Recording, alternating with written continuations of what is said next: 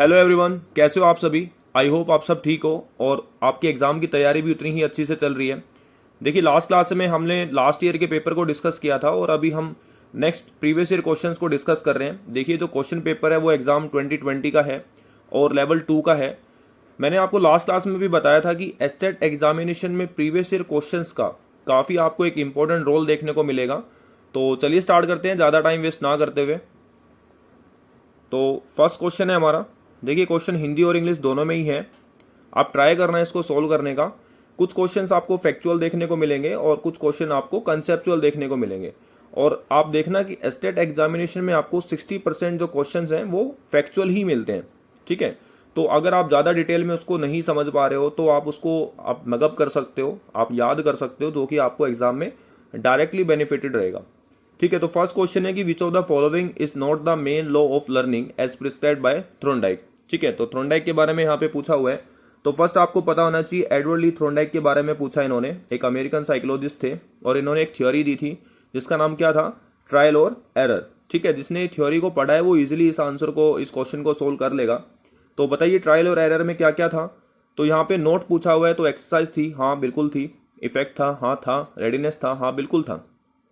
तो आंसर क्या है, तो जनरलाइजेशन नहीं था। ठीक है, सामान्यीकरण का नियम नहीं था। ठीक है, तो आपको याद रखना है थ्रोनडाइक। मान लीजिए कि क्वेश्चन ऐसे भी पूछ लिया जाएगा कि ट्रायल एंड एरर थ्योरी किसने दी है, तो आपको आंसर करना होगा एडवर्ड ली थ्रोनडाइक। ठीक है, आई होप ये क्वेश्चन आपको समझ में आया होगा। उसके बाद दूसरा क्वेश्चन है, who first introduced the word emotional intelligency. तो इमोशनल इंटेलिजेंसी किसने इंट्रोड्यूस किया है, तो पीटर सोल्वे है और जॉन मायर है। ठीक है, मैंने क्या बताया, पीटर सोल्वे और जॉन मायर। तो क्वेश्चन नंबर सेकंड का राइट आंसर है ऑप्शन नंबर डी। इन्होंने ही इमोशनल इंटेलिजेंसी के बारे में बताया, संवेगात्मक बुद्धि के बारे में इन्होंने बताया। अच्छा, किस टाइम पे बताया, तो 1990 में बताया। ठीक है, 1990 में। लेकिन इतना उस टाइम पे ये सॉरी ये 90 है। ठीक है, लेकिन उस टाइम पे इतना फेमस हुआ नहीं। अच्छा, फेमस किसने किया, तो फेमस किया डेनियल गोलमैन ने। किसने फेमस किया, डेनियल गोलमैन। अच्छा, डेनियल गोलमैन ने कब किया, तो 1995 में। कब किया है, 1995। उसके बाद एक बुक भी इन्होंने पब्लिश की थी। क्या नाम था उस बुक का, तो इमोशनल इंटेलिजेंसी था। क्या था, इमोशनल इंटेलिजेंसी। अच्छा, इन्होंने कंपोनेंट्स और स्टेजेस के बारे में बात की थी। तो टोटल नंबर ऑफ कंपोनेंट्स कितने थे, तो आपको आंसर करना है 5 कंपोनेंट्स थे। कितने थे, 5 कंपोनेंट्स। जैसे एग्जाम में ये भी पूछ लिया जा सकता है कि which of the following is part, या नहीं है कौन सा है। ठीक है, तो सेल्फ अवेयरनेस है, सेल्फ रेगुलेशन है, मोटिवेशन है, एम्पैथी है और सोशल स्किल्स है। ठीक है, देखिए इतना आप सब याद नहीं रख पा रहे हो तो आपको ये याद रखना है कि ये 1990 है और डेनियल गोलमैन ने इसको 1995 में क्या किया था, फेमस किया था। ठीक है, तो क्वेश्चन नंबर सेकंड का राइट आंसर है ऑप्शन नंबर डी। उसके बाद थर्ड क्वेश्चन है हमारा। थर्ड यहाँ पे क्या बोल रहे हैं, देखिए, which of the following approach is based on analysing the behaviour of disabled child and find out the root cause of his her learning deficiency. तो यहाँ पे 4 हैं ऑप्शन आपके, साइको एनालिटिकल है, बिहेवियरल है, इंडिविजुअलाइज है और मल्टी सेंसरी है। तो इसका राइट आंसर है बिहेवियरिज्म। क्या है, बिहेवियरिज्म। अच्छा, बिहेवियरल अप्रोच क्या बोलती है, तो देखिए जो बिहेवियर अप्रोच है वो सिर्फ और सिर्फ किस पे काम करती है, वो स्टिमुलस और रिस्पॉन्स पे ही काम करेगी। किस पे काम करेगी, स्टिमुलस और रिस्पॉन्स। यहाँ पे इंटरनल मेंटल प्रोसेस, मैं क्या बोल रहा हूँ कि इंटरनल मेंटल प्रोसेस है, उस पर इनका फोकस नहीं होता है। ठीक है, ये सिर्फ बात करती है कि एग्जैक्टली क्या बिहेव किसी इंडिविजुअल ने किया है। ठीक है, यहाँ पे इंटरनल मेंटल प्रोसेस के बारे में बात नहीं होती है। अच्छा, अगर यहाँ से क्वेश्चन आपसे पूछ ले कि फादर ऑफ बिहेवियरिज्म कौन है, तो आपको क्या आंसर करना है, जॉन बी वॉटसन। मैं दोबारा से रिपीट कर रहा हूँ कि फादर ऑफ बिहेवियर अगर आपसे पूछा जाए तो आप आंसर क्या करोगे, जॉन बी वॉटसन। ठीक है, इसमें और कुछ थियरीज भी हैं जो बिहेवियरिज्म में ही काउंट की जाती है, जैसे क्लासिकल कंडीशनिंग थ्योरी है, उसके बाद ऑपरेंट कंडीशनिंग थ्योरी है, उसके बाद ट्रायल एंड एरर है। तो क्लासिकल कंडीशनिंग थ्योरी किसने दी है, इवॉन पॉल, डायरेक्टली क्वेश्चन आ सकता है। ऑपरेंट कंडीशनिंग किसने दी है, बी एफ स्किनर, है ना। और ट्रायल एंड एरर के बारे में तो अभी हम पढ़ के ही आए हैं। तो क्वेश्चन नंबर थर्ड का राइट आंसर है ऑप्शन नंबर बी। ठीक है, व्यवहारवादी उपागम। ठीक है, मैंने बताया कि इंटरनल प्रोसेस पे ध्यान नहीं देते हैं। ठीक है, उसके बाद क्वेश्चन नंबर है 4। यहाँ पे पूछ रहा है कि who first introduce the concept of latent learning. अच्छा, लेटेंट लर्निंग के बारे में बात हो रही है, तो लेटेंट लर्निंग क्या है, तो देखिए लेटेंट लर्निंग का मतलब यह है कि कोई भी इंडिविजुअल बिना किसी रिवॉर्ड के भी चीज़ें सीख सकता है, लर्न कर सकता है, वही क्या है, लेटेंट लर्निंग। जरूरी नहीं है कि यहाँ पे हमेशा ही क्या मिले, रिवॉर्ड मिले, रिवॉर्ड कैसा भी हो सकता है, ठीक है। अच्छा ये थ्योरी किसने दी है, तो थ्योरी के बारे में पूछ रहे हैं, तो Edward C Tolman, answer C, Edward Chase Tolman, ठीक है। ऑप्शन नंबर 3 में मार्क कर देता हूं। अच्छा यहाँ पे क्या है, देखिए एडवर्ड सी टॉलमैन है, यूएसए से हैं, इनका जो बर्थ है वो 1886 से लेके 1959 है, मैं लिख देता हूँ यहाँ पे 1886 से लेके 1959। अच्छा ये क्या बात करते हैं, ये कॉग्निटिज्म बिहेवियरिज्म की बात करते हैं, किसकी, कॉग्निटिव बिहेवियरिज्म की। अच्छा बिहेवियरिज्म तो है लेकिन कॉग्निटिव वर्ड यहाँ पे क्या हुआ, तो देखिए लास्ट टाइम हमने पढ़ा था ना कि इंटरनल प्रोसेस नहीं है, बिहेवियर में इंटरनल स्टडी नहीं करते हैं, लेकिन यहाँ पे क्या हो जाता है कि जो बिहेवियर है वो कंप्लीटली डिपेंड नहीं है स्टिमुलस और रिस्पॉन्स पे। बात समझ में आई, मैंने क्या बताया कि जो ह्यूमन बिहेवियर, अगर मैं यहाँ पे ह्यूमन को ही एज अ एग्जाम्पल रखता हूँ, तो ह्यूमन बिहेवियर है वो डायरेक्टली डिपेंड नहीं करेगा स्टिमुलस और रिस्पॉन्स पे, उसमें खुद का भी कोई इंटरनल प्रोसेस और फंक्शनिंग होगी। सही है, आई होप ये टर्मिनोलॉजीज आप लोग समझ पा रहे हो। देखिए अगर आप सीडीपी फर्स्ट टाइम पढ़ रहे हो तो थोड़ी सी प्रॉब्लम आपको होगी, क्योंकि ये जो साइकोलॉजिस्ट हैं उनकी जो थ्योरी है वो आपको थोड़ी सी समझने में थोड़ी सी प्रॉब्लम होगी। लेकिन अगर आप कंटिन्यू प्रैक्टिस में हो, कंटिन्यू क्वेश्चंस को प्रैक्टिस कर रहे हो, सही है गलत है डजेंट मैटर, अगर आप कंटिन्यू प्रोसेस में हो और कंटिन्यू क्वेश्चंस को सोल्व करने की कोशिश कर रहे हो तो आपको ये इजीली आ जाएगा, है ना। बार बार आप सुनोगे कि ये है ये है ये है, इसका ये एग्जाम्पल है, तो आपको वो इजीली आ जाएगा, तो घबराने की ज़रूरत नहीं है। तो जैसे मैंने बताया कि बिहेवियर कंप्लीट डिपेंड नहीं है स्टिमुलस और रिस्पॉन्स पे, यहाँ पे इंटरनल फंक्शनिंग भी होता है। ये किसने बताया, तो एडवर्ड सी टॉलमैन ने बताया। अच्छा कहाँ से थे, तो यूएसए से थे। तो क्वेश्चन नंबर 4 का राइट आंसर है ऑप्शन नंबर सी। चलो ठीक है, उसके बाद नेक्स्ट क्वेश्चन है, देखिए यहाँ पे नेक्स्ट क्वेश्चन जो बोल रहा है कि who was the main proponent of functionalism, है ना, प्रज्ञावाद के प्रमुख प्रवक्ता कौन है, प्रवर्तक कौन है। तो यहाँ पे फंक्शनलिज्म की बात हो रही है। देखिए फंक्शनलिज्म का जो मेन बताया है वो विलियम जेम्स ने बताया। किसने बताया है, विलियम जेम्स ने। अब देखो यहाँ पे फंक्शनलिज्म क्या बोलते हैं, फंक्शनलिज्म एज अ माइंड को स्टडी करता है और सिर्फ एज अ उसके फंक्शन को स्टडी करता है। देखिए ये फंक्शनलिज्म है, स्ट्रक्चरलिज्म है, आपको इसके नाम से ही याद रखना पड़ेगा। फंक्शनलिज्म ये बोलता है कि माइंड एक डायनेमिक इन नेचर है और चीज़ों को सीखता है और फंक्शनिंग करता है, ठीक है।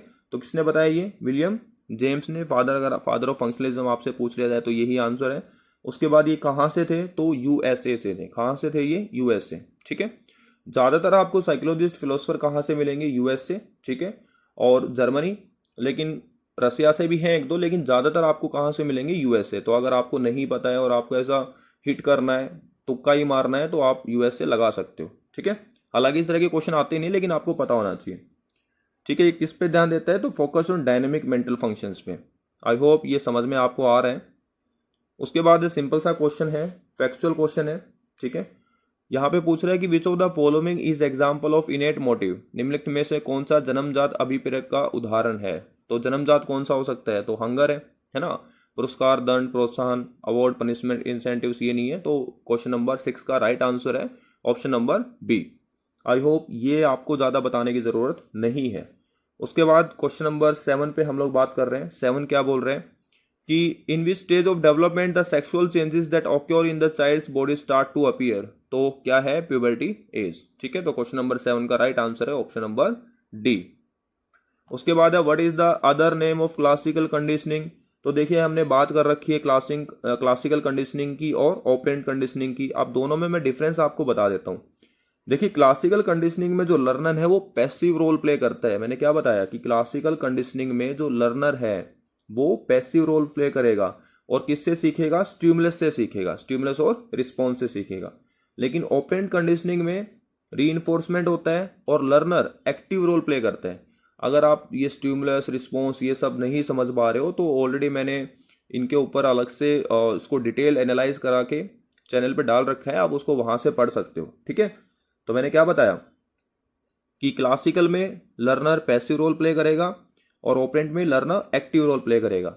आपको यह भी पता होना चाहिए कि क्लासिकल कंडीशनिंग थ्योरी किसकी है, तो इवॉन पाउल की है, और ऑपरेंट कंडीशनिंग किसकी है, तो बीएफ स्किनर की है। तो यहाँ पे क्या है, अदर नेम ऑफ क्लासिकल, जैसे कि मैं बार बार रिपीट कर रहा हूँ कि स्टिमुलस पे डिपेंड करेगा, तो टाइप एस कंडीशन है। तो क्वेश्चन नंबर 8 का राइट आंसर है ऑप्शन नंबर ए। ठीक है यहां तक। उसके बाद है एरिक एरिक्सन के बारे में। अब देखिए एरिक एरिक्सन क्या बोल रहे हैं कि what is age group given by Erikson for the stage industry was inferiority. अच्छा ये एरिक एरिक्सन कहाँ से है, तो जर्मन अमेरिकन है। कौन है ये, जर्मन अमेरिकन। इनका बर्थ कब से कब तक है, तो 1902 से लेके 1994 तक है। ठीक है। उसके बाद इन्होंने कितनी स्टेजेस दी हैं, तो इन्होंने साइको सोशल थियोरी दी है जो कि 8 भाग या 8 स्टेजेस में इन्होंने डिवाइड किया है। हर एक स्टेज की अलग से एज आपको देखने को मिलेगी और इंडस्ट्री वर्सेस इन्फेरिटी में एज आपको बतानी है जो कि क्या है 6 to 11 ईयर्स है। कब है, 6 to 11 ईयर्स। ठीक है यहाँ तक। अच्छा स्टेजेस पूछ ले तो आप आंसर करोगे 8 हैं। कितनी है, 8 हैं।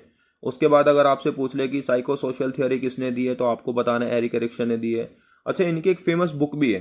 क्या है फेमस बुक, क्या नाम है, तो childhood and society. Childhood and society. अगर पेपर को थोड़ा सा और कॉम्प्लेक्स बनाया जाएगा या बनाने की कोशिश की जाएगी तो इस तरह के क्वेश्चन पूछे जा सकते हैं कि ये बुक किसने रिटर्न की है या कब रिटर्न की है। तो आंसर कब है, 1950। ठीक है, ये तो बर्थ है इनका। तो 1950 बुक का नाम क्या है, childhood and society. I hope Erik Erikson का आपको ये समझ में आया होगा। उसके बाद है out of the following which is not correct principle of development. Simple सा क्वेश्चन है कि डेवलपमेंट का प्रिंसिपल कौन सा नहीं है, तो प्रिंसिपल ऑफ कंटिन्यूटी है, बिल्कुल है। इंडिविजुअल डिफरेंस भी होगा, यूनिफॉर्मिटी ऑफ पैटर्न ये भी हो सकता है, लेकिन principle of proceeding from specific to general, specific to general नहीं होगा, स्पेसिफिक टू जर्नल नहीं होगा, उल्टा होगा। ठीक है, तो आपको ये याद रखना है। तो क्वेश्चन नंबर 10 का राइट आंसर है ऑप्शन नंबर डी। ठीक है, सामान्य से विशिष्ट की तरफ जाएगा, विशिष्ट से सामान्य की तरफ नहीं जाएगा। आई होप ये 10 क्वेश्चन आपको समझ में आए होंगे।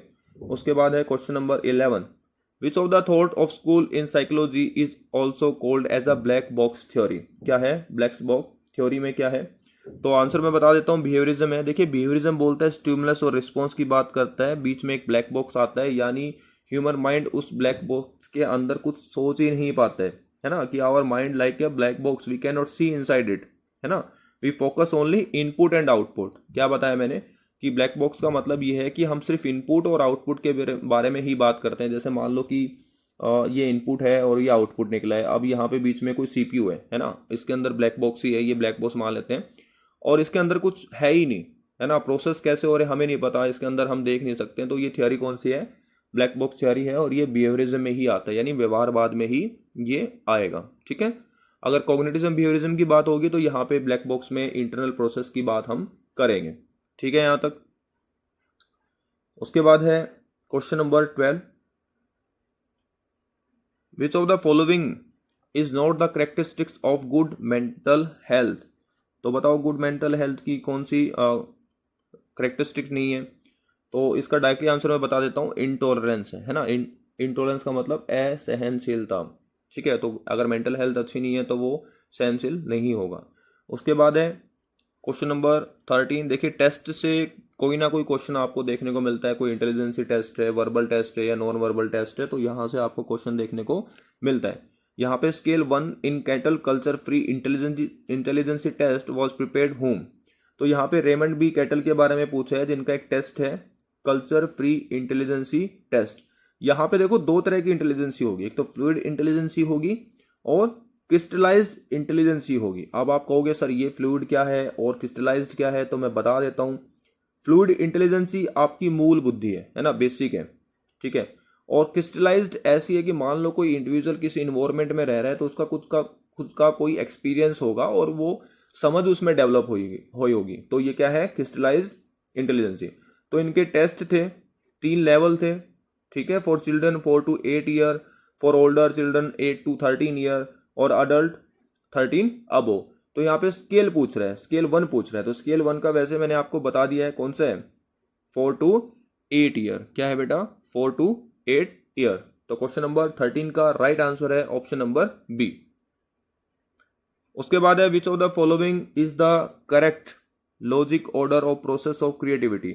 अच्छा क्रिएटिविटी क्या है, कुछ नया करना, है ना, कुछ नया सीखना और कुछ नया करके दिखाना। तो ये किसने दिया है ये, तो ये ग्राहम बेल्स ने दिया है, 1858 में से लेकर 1932 तक थे। थ्योरी ऑफ क्रिएटिविटी प्रोसेस 1910 में इनकी ये थ्योरी आई थी। ठीक है, स्टेजेस पूछे हैं, प्रोसेस पूछा है, तो प्रोसेस आपको बताना है। प्रोसेस आपका प्रिपरेशन, इंक्यूबेशन, इनसाइट और वेरिफिकेशन। ठीक है, तो ये आपको याद रखना है। इनकी एक फेमस बुक है द आर्ट ऑफ थॉट। क्या है? The art of thought. ठीक है, यहां तक हो जाएगा। तो क्वेश्चन नंबर 14 का राइट आंसर है ऑप्शन नंबर सी। देखिए, अगर ये क्वेश्चंस को आप मगअप भी कर पाते हो और इतना समझ पाते हो कि क्वेश्चन को देख के अगर आप आंसर हिट कर रहे हो, तो उतना हमारा काम चल जाएगा, है ना।